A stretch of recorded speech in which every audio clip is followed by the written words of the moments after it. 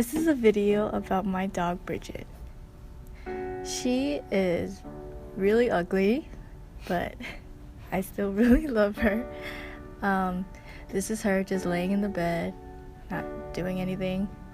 She doesn't have a lot of talents, but I still think she's beautiful in her own way.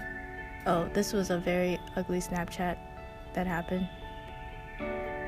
This is just her being herself.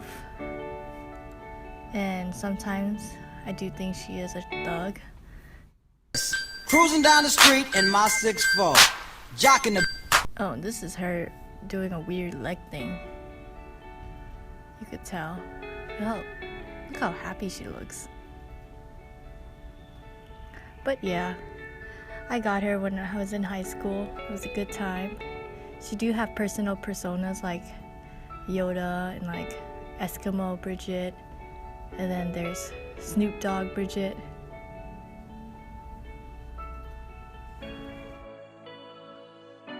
All in all, I think she's pretty amazing.